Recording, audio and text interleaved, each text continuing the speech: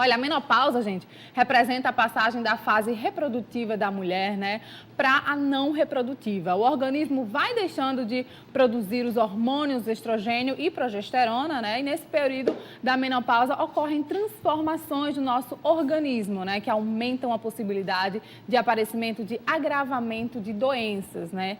Esse é um dos problemas, né? A síndrome metabólica. Agora a gente vai receber um nutricionista que pesquisou a relação entre a menopausa e a síndrome metabólica e que está aqui no programa para responder suas perguntas e informar sobre esse tema no quadro Viva com Saúde. Seja bem-vinda ao nosso programa. Obrigada a vocês. Tudo bem? Graça está aqui com a gente, né? Ela tem mestrado em nutrição e ela vai falar sobre isso, né? O tema de hoje, né, é a relação entre imagem corporal, estado nutricional e prevalência da síndrome metabólica em mulheres na pós-menopausa. Bom, a gente vai começando a esclarecer para o pessoal que está em casa, né, o que seria essa pausa metabólica, né, essa síndrome metabólica. A síndrome metabólica, ela é caracterizada por alguns componentes como diabetes, o aumento da pressão arterial, a obesidade centralizada, que é esse aumento da gordura abdominal, a hipertensão e os baixos níveis de colesterol bom, que é o HDL, que é aquele que protege o nosso coração.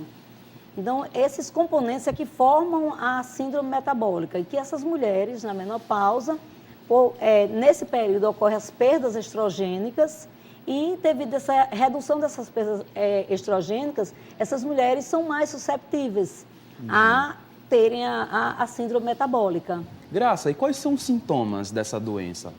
Os sintomas são os sintomas dos componentes que cada uma dessas mulheres tiver. Se ela é obesa, ela vai ter um aumento da circunferência abdominal. Se ela é diabética, ela vai ter os sintomas do diabetes, vai ter uma glicose maior que 100, a gente já entra no diagnóstico da síndrome. Se ela tem um colesterol alterado, ela vai precisar ter uns níveis de HDL, que é o bom colesterol, menor que 50, para estar dentro da faixa. Acima de 50, a gente já considera um dos componentes da síndrome.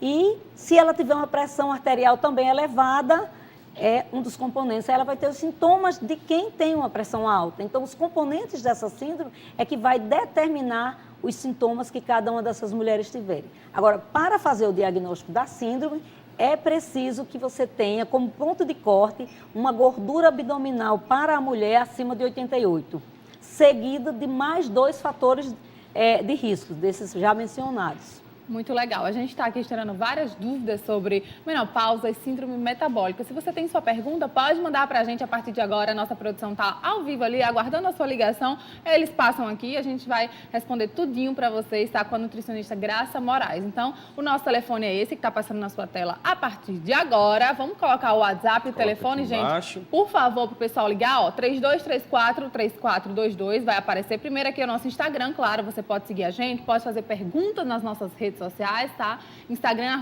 @TV Feliz, você comenta na nossa última foto e a gente também faz a pergunta aqui. E tem o nosso telefone, 3234-3422, 3234-3422, super fácil, você pode ligar também.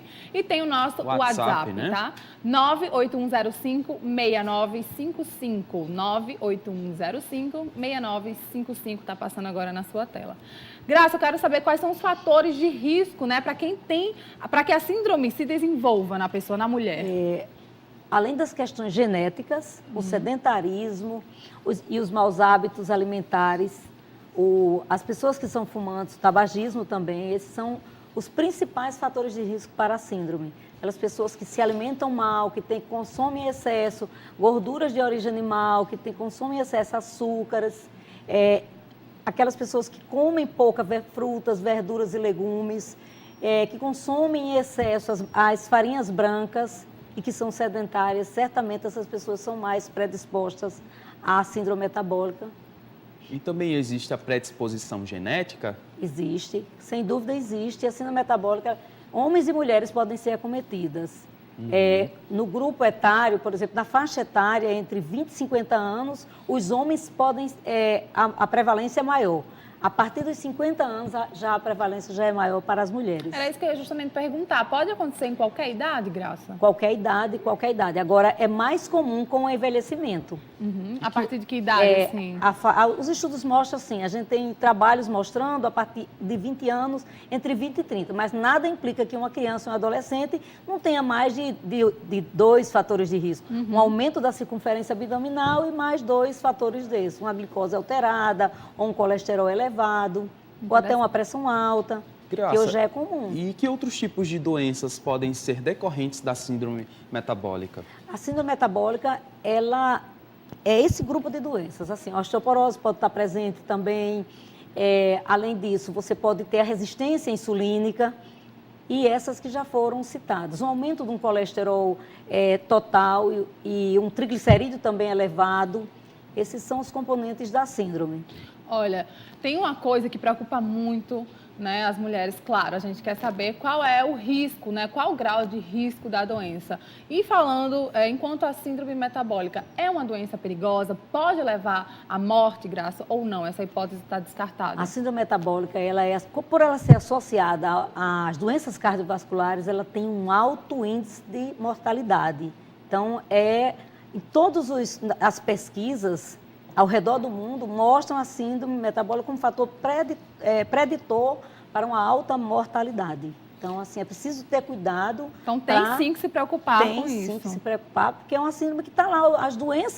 Essas doenças são doenças determinantes para a saúde, né?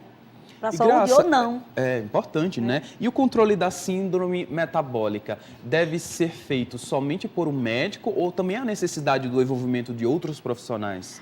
O diagnóstico da síndrome metabólica deve ser feito por um médico, né? Mas a ideia o médico vai medicar quando for preciso, vai fazer o diagnóstico, medicar quando for preciso, mas é importante que esse tratamento seja em conjunto com a nutricionista, com o educador físico, com o psicólogo. Esses profissionais vão contribuir para a melhora dos sintomas das pessoas que forem portadores da síndrome metabólica. Como é que é feito, Graça, esse tratamento? Com relação alguns pacientes precisam de medicamento logo quando é diagnosticada a síndrome. Mas, na maioria das vezes, o tratamento é com dieta e atividade física. Em uma dieta com um paciente que tem a síndrome metabólica, a gente vai preconizar e vai valorizar essa dieta rica em fibras, frutas, verduras, legumes, leguminosas, grãos integrais, gorduras de boa qualidade, como as oleaginosas.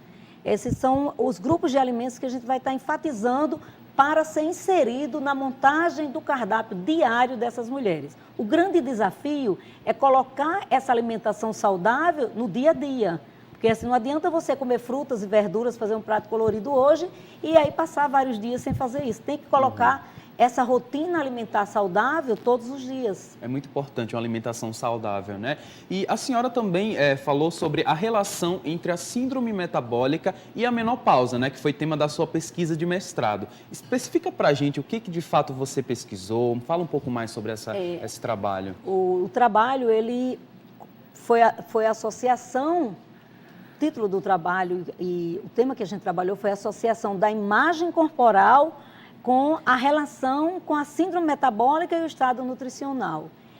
Foram avaliadas 425 mulheres, onde a gente avaliou o grau de satisfação ou insatisfação com a imagem corporal, foi muito grande, foi em torno de 77% das mulheres estavam insatisfeitas com a sua imagem corporal, um número muito grande, acima de 80% de risco de doenças cardiovasculares foi observado nessa pesquisa, além de mais de 50% dessas mulheres terem obesidade e a síndrome metabólica também assim, foi compatível os dados com o dos demais estudos, que foi na faixa de 36% dessas mulheres já têm 3 ou mais componentes da síndrome.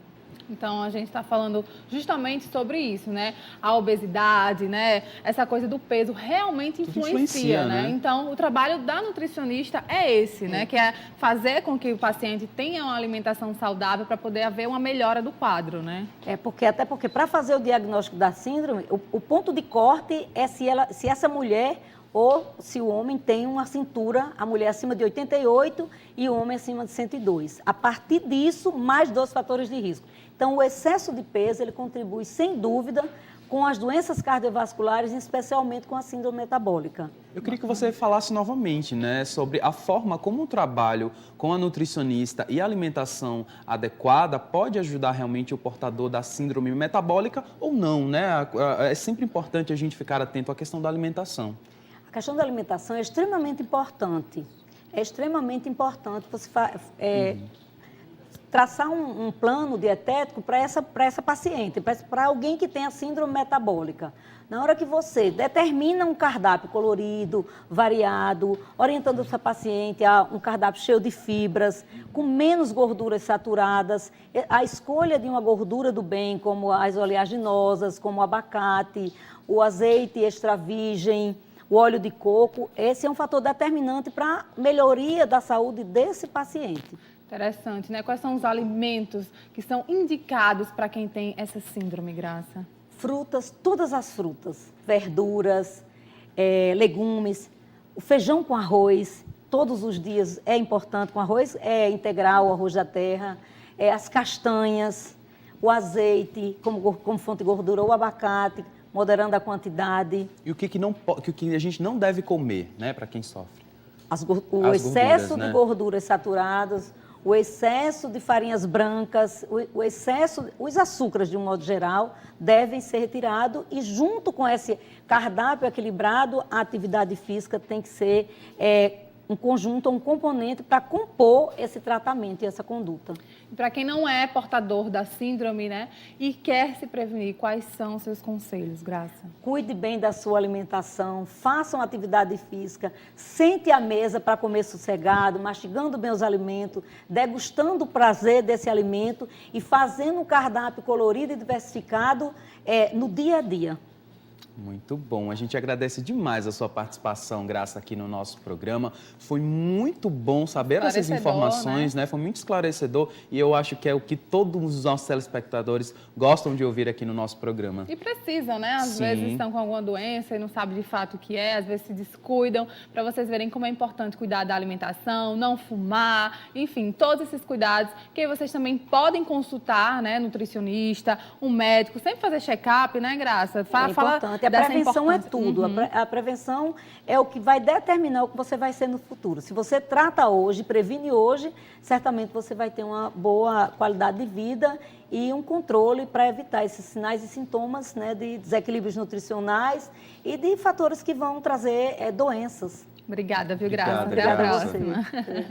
Vamos pro intervalo? Vamos lá? Já já a gente volta, porque tem música aqui com o Nonato Negão e Cia. Tem também nosso quadro Você Feliz na Cozinha para ensinar a fazer, ó, um delicioso bolo de chocolate. Tô vendo ele ali, já tô babando, gente. Eu já também, tô com água viu? na boca e muito mais. Então não sai daí que a gente já volta.